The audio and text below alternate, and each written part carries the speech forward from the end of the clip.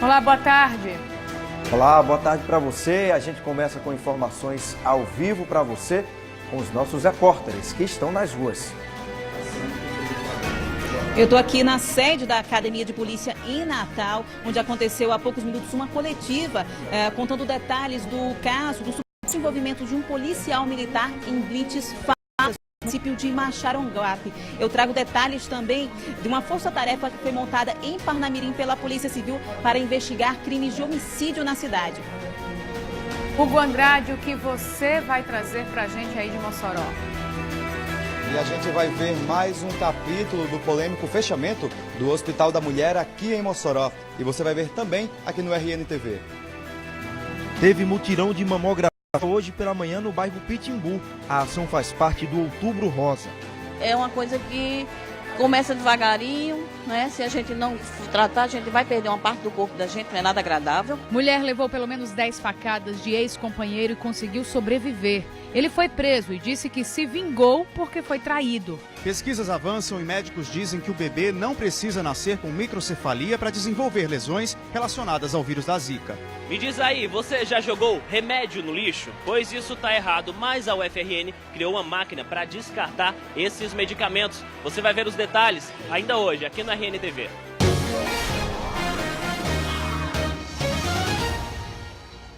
Cinco homens foram presos ontem em Maxaranguape porque estavam fazendo uma blitz vestidos de policiais militares. Segundo moradores do município, quem era abordado na barreira era extorquido. Um cabo da Polícia Militar estaria envolvido no crime e também foi detido. O grupo usava fardas e coletes e armas da Polícia Militar e estava nesta viatura do município de Lages. Também usou cones da Companhia de Trânsito e coletes da Polícia Civil. As falsas blitz foram feitas no distrito de Dom Marcolino, em Maxaranguape, ontem à tarde. A Polícia Militar do município recebeu denúncias de moradores que relatavam extorsões durante as abordagens. As vítimas teriam pago dinheiro para que fossem liberadas. Os 6 homens, entre eles um cabo da Polícia Militar, foram detidos à noite na zona rural de Ceará-Mirim, depois de uma perseguição. Parte do grupo estava neste carro que também foi apreendido. Todos foram conduzidos para a delegacia de plantão da Zona Norte de Natal. Os falsos policiais foram autuados por extorsão, associação criminosa, usurpação da função pública e porte ilegal de armas. O cabo da Polícia Militar, Jailson Félix de Lima, foi autuado por extorsão e associação criminosa. A polícia deu detalhes desse caso agora há pouco, então a gente vai conversar ao vivo com a Juliane Barreto, que acompanhou inclusive essa coletiva e traz as informações para a gente. Boa tarde, Ju. Boa tarde, Maxwell. Boa tarde a todos. A Polícia Civil terminou de ouvir as 6 pessoas presas e também possíveis vítimas no final da manhã e realizou essa coletiva há alguns minutos. Segundo o delegado que atendeu a ocorrência na delegacia de plantão da Zona Norte de Natal, Natanion Freitas, vários moradores do distrito de Dom Marcolino, em Maxaranguape, relataram que foram abordados durante uma blitz, uma suposta blitz ontem à tarde no distrito e desconfiaram da ação porque os supostos policiais estavam cobrando dinheiro para que eles fossem liberados. Alguns carros foram apreendidos, quem não tinha o dinheiro tinha o carro apreendido e 3 carros aí ainda não foram localizados. Segundo o delegado, algumas vítimas que já prestaram queixa na delegacia de plantão da Zona Norte de Natal reconheceram aí parte do grupo, que era composto por um policial militar, um cabo da Polícia Militar e 5 civis que não eram policiais, mas estavam vestidos de policiais. Acompanhe a entrevista com o delegado Natanion Freitas. Estava ocorrendo lá na localidade, no distrito de Dom Marcolino, do município de Maxaranguape, uma verdadeira extorsão. Extorsão quando um grupo de pessoas, um militar e 6 outras pessoas que não eram policiais, faziam abordagens de veículos e o veículo que tivesse qualquer irregularidade, atrasado, eles pediam, forçava que a pessoa, o proprietário, desse importância em dinheiro. Em outros momentos teve lá que pessoas, por enquanto, vamos usar o seguinte termo, entre aspas, perderam seus carros. Seus carros foram tomados por eles. Fizeram isso ontem à tarde e à noite foram abordados pela Polícia Militar, que fez um excelente trabalho. Essa extorsão era realizada por 6 pessoas em 2 carros. Uma viatura, um policial, lamentavelmente, usando a própria viatura da Polícia Militar, e um outro carro foi encontrado colete, cones, algema, 5 armas. Ou seja, se fosse realmente todos policiais, efetivamente daria para fazer uma blitz. Como a gente acompanhou na entrevista, os moradores desconfiaram da ação, acionaram a Polícia Militar de Maxaranguape, que pediu apoio à Polícia de Ceará-Mirim, iniciou uma perseguição e o grupo foi preso por volta das 9 horas da noite de ontem, na zona rural de Ceará-Mirim. Em depoimento, os 5 homens que estavam vestidos aí como policiais militares e que não eram policiais, contaram que foram acionados pelo cabo da Polícia Militar, o cabo Félix, que é lotado em Lages, para fazer um trabalho de segurança. O cabo também falou em depoimento que teria acionado esses 5 homens porque teria recebido ameaças na região e estava tentando se proteger. Mas ninguém assumiu que realmente realizou blitz falsas no município. O policial vai... A investigação vai ficar agora sob responsabilidade da Delegacia de Extremóis. A polícia ainda está checando aí se todas as armas usadas realmente pertencem à polícia ou pertenciam aí aos envolvidos. A polícia não divulgou ainda o nome de todos os 5 envolvidos no caso. Somente divulgou as profissões. 3 são desempregados, um é vigilante e o outro é dono de uma empresa de artigos de segurança. O cabo Jailson Félix de Lima, que estaria envolvido aí nessa blitz falsa, ele tem 16 anos de corporação e, segundo a comunicação da Polícia Militar, uma sindicância administrativa vai ser aí instaurada para apurar o fato e caso seja comprovado o envolvimento dele no crime, ele pode ser expulso da corporação. É com vocês, Emily Maxwell. Juliana, eu vou aproveitar que você está aí na sede da Delegacia Geral de Polícia, porque hoje pela manhã teve uma outra entrevista coletiva para falar de uma força-tarefa que vinha sendo feita para desvendar crimes de homicídio entre os anos de 2000 e 2009 em Parnamirim, não é isso? Quantos crimes foram desvendados, foram apresentados hoje aí? Emily, essa força-tarefa já vem sendo realizada há 30 dias. A polícia divulgou hoje o balanço desses dias de trabalho. Ela foi realizada na primeira delegacia de polícia de Natal para apurar crimes que já ocorreram já há muitos anos e o processo de investigação não vinha avançando pela grande demanda na delegacia. Foram acionados 2 agentes, um escrivão e uma delegada para auxiliar aí nessas investigações em Parnamirim. Foram investigados aí 24 inquéritos. Eu conversei com a delegada responsável. Acompanhe a entrevista. Qual o resultado? A gente teve um resultado, né, bem significativo dos inquéritos que nós recebemos. 24 inquéritos, nós conseguimos remeter em 24 dias úteis 12 inquéritos com autoria definida, né, conseguimos indiciar 9 pessoas em virtude até do lapso temporal, alguns investigados já tinham falecido, e conseguimos 4 pedidos, né, fundamentação para pedir 4 prisões. E um dos casos aí elucidados nessa força-tarefa foi um crime que ocorreu no ano de 2007 em Parnamirim. Uma adolescente de 15 anos, Gênesis César Brasil, que foi assassinado durante uma briga de torcidas organizadas. A polícia retomou aí esse caso e conseguiu chegar ao autor, que é o pai também de um torcedor aí envolvido na briga. Acompanhe. No caso, nós conseguimos identificar a pessoa, né, o autor do disparo de arma de fogo. Ele estava em Parnamirim. Houve uma discussão de adolescentes numa determinada localidade. Acabou a discussão, um desses retornou à residência, né, e os outros foram lanchar lá num cachorro-quente próximo. E esse que saiu foi chamar o pai. Quando o pai chegou armado e começou uma discussão com o grupo anterior que já tinha iniciado. Só que a discussão chegou no outro nível, eles começaram a trocar disparos de arma de fogo. Um já estava armado, o outro chegou armado e começaram a disparar. O adolescente, como fazia parte de um grupo, se aproximou para ver o que estava acontecendo e acabou atingido na cabeça por um disparo de arma de fogo. Emily, Maxwell, esses casos aí elucidados nessa força-tarefa que aconteceram entre os anos de 2000 e 2009, segundo a polícia, estavam ficando cada vez mais difíceis de serem investigados pelo tempo que ia passando, provas iam sendo perdidas, testemunhas também ficavam desestimuladas a participar das investigações e por isso que foi montada essa força-tarefa. Segundo a diretora da delegacia, diretora de polícia da Grande Natal, a delegada Sheila Freitas, essa força-tarefa vai ficar durante mais 30 dias em Parnamirim e a ideia é que ela comece também em Mossoró e depois aí vá também para outras cidades ou para um bairro específico aqui de Natal que tenha aí um grande número de casos precisando ser investigados. E outra informação divulgada pela polícia é que nos próximos meses vai ser montada uma central de flagrantes para retirar aí esse trabalho das delegacias para que aí elas fiquem somente com o trabalho de investigação realmente. É com vocês no estúdio.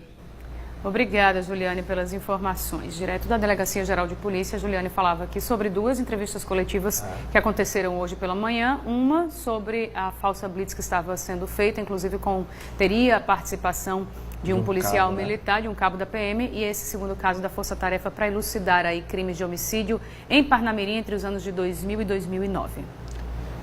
Um homem esfaqueou a ex-mulher quando ela saía do trabalho. Ontem isso foi aqui em Natal. O agressor disse à polícia que fez isso porque foi traído. A doméstica Elitânia dos Santos do Nascimento, de 18 anos, sofreu pelo menos 10 facadas. Ela foi levada para o hospital Valfredo Gurgel. A irmã dela contou que a jovem está consciente. Onde foram as facadas? No braço, nas costas e perto assim do peito. Ela falou assim, como é que ela conseguiu fugir? Não, ela não correu não, ela disse que caiu. Caiu, aí parece que as pessoas pegaram ele. O suspeito do crime é o ex-companheiro da vítima. Na delegacia, ele confessou tudo. Disse que foi atrás da ex-mulher na saída do trabalho porque foi traído. Esfaqueei a esposa que eu vivia com ela, a ex, né? Por quê? Porque ela me traiu, ela fez uma coisa que não deveria fazer.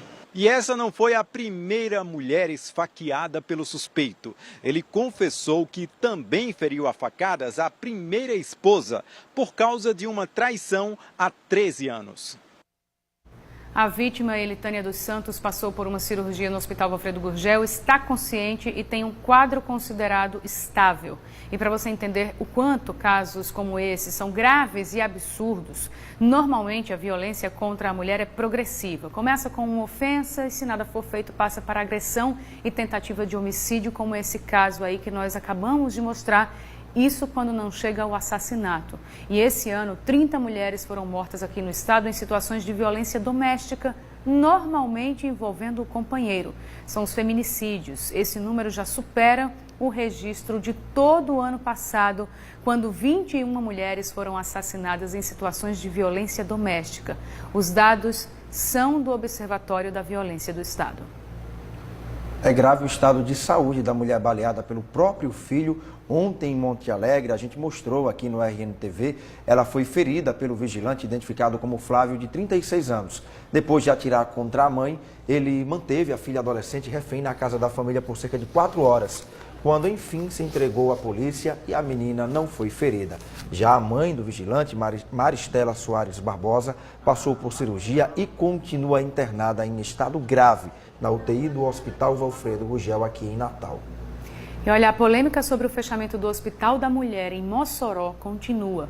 Ontem teve mais um protesto e neste momento uma reunião está acontecendo na sede da Justiça Federal lá em Mossoró, e é para lá que a gente vai agora, porque quem está acompanhando todos os detalhes dessa reunião é o repórter Hugo Andrade. Boa tarde, Hugo. Boa tarde, Emily, Maxwell, boa tarde a todo mundo que está acompanhando o RNTV primeira edição. Essa reunião acabou agora há pouco, exatamente para evitar o fechamento do Hospital da Mulher, que a OAB decidiu se reunir desde ontem. Já havia se reunido representantes da OAB com o juiz federal Orlando Nato Rocha e hoje também voltou a se reunir, dessa vez com a participação do secretário estadual de saúde, George Antunes. Mais cedo a gente falou com o representante da OAB, o vice-presidente Calil Gameleira, que falou por que a OAB é contra o fechamento dessa unidade aqui em Mossoró. Vamos ver. entendemos que a população que iria ficar no prejuízo, pois lá era absorvido grande parte da população, que era dividido também para a PAMIM, e atualmente grande volume de pessoas estão indo ser atendidas no hospital de Russas. Aí, ou seja, em vez de ter o procedimento aqui em Mossoró, essas pessoas estão indo procurar Russas, já que a PAMIM não consegue absorver todo o procedimento que é realizado na cidade de Mossoró e região. A gente conversou também com o secretário estadual de saúde, que saiu agora há pouco. Ele disse que o governo do estado não tem a menor condição de continuar mantendo esse hospital por falta de dinheiro. Desde o começo do mês de outubro, os equipamentos e profissionais, como os médicos da cooperativa, estão sendo transferidos para o Hospital Maternidade Almeida Castro, que também funciona aqui em Mossoró. Essa medida gerou grande polêmica, especialmente entre os funcionários, que já fizeram vários protestos, audiências públicas na Câmara Municipal aqui de Mossoró. Eles são contrários também à volta, são contrários ao fechamento do Hospital da Mulher. Eles alegam que apenas uma unidade que atende essas pacientes que vão ter parto de alto e médio risco não é suficiente, já que outras pacientes, já que o hospital atende pacientes além de Mossoró, também de outras cidades, inclusive cidades de outros estados, como é o caso do Ceará. Então, por isso, seria super necessário que essa unidade voltasse a funcionar aqui em Mossoró. A gente segue acompanhando todo esse caso. Emily Maxwell, com vocês. Obrigado pela participação, bom trabalho para você aí. E olha, você lembra quando nós começamos a falar sobre o aumento de número de casos de microcefalia, quando os bebês nascem com a cabeça menor do que o considerado normal e saudável? Os cientistas descobriram que isso foi provocado pelo vírus da Zika. Vários casos da microcefalia têm a relação com o vírus da Zika. E a microcefalia, inclusive, pode gerar problemas no desenvolvimento dos bebês, na visão, na fala. São várias as consequências dessa doença. Só que as pesquisas avançaram e agora os cientistas já sabem que, em alguns casos, os bebês que foram expostos ao vírus da Zika nasceram com o crânio no tamanho normal, mas podem apresentar deficiências no futuro. Isso exige mais atenção dos pais e dos médicos. O primeiro ano de vida desses bebês foi marcado por descobertas e superação. Eles estão crescendo diante dos olhos da medicina e do mundo todo. Hoje, o Rio Grande do Norte tem 140 crianças com microcefalia causada pelo vírus da Zika. Os dados são da Secretaria Estadual de Saúde. Outros 128 casos estão sob investigação. O entendimento que se tinha é de que os bebês nasciam com microcefalia por causa do vírus da Zika, que é transmitido principalmente pelo mosquito Aedes aegypti. E doença é essa? Você sabe que tem. O infectologista Kleber Luz conta que os estudos sobre o vírus avançaram e que agora pesquisadores e médicos estão diante de uma nova realidade. Ela pode ter crises convulsivas, ela pode ter um retardo do desenvolvimento, portanto, uma dificuldade de aprendizagem, do falar, do andar. Então, a capacidade do vírus de produzir sequelas nos recém-nascidos é, de fato, muito grande. A medicina tem chamado esses novos casos como síndrome congênita do vírus da Zika. Segundo os médicos, é quando o bebê não nasce com microcefalia, mas nos primeiros anos de vida apresenta lesões relacionadas ao vírus, como alterações neurológicas, na visão ou no corpo. Na maternidade Januário Cico, o assunto causa preocupação. Se, por exemplo, for um parto normal na maternidade, o bebê, em geral, não apresentar essas alterações, com 24 horas, 48 horas, eles vão ter alta. Pode ser que essa diferença, ela realmente só seja notada no acompanhamento do bebê quando ele vai para suas consultas na pediatra.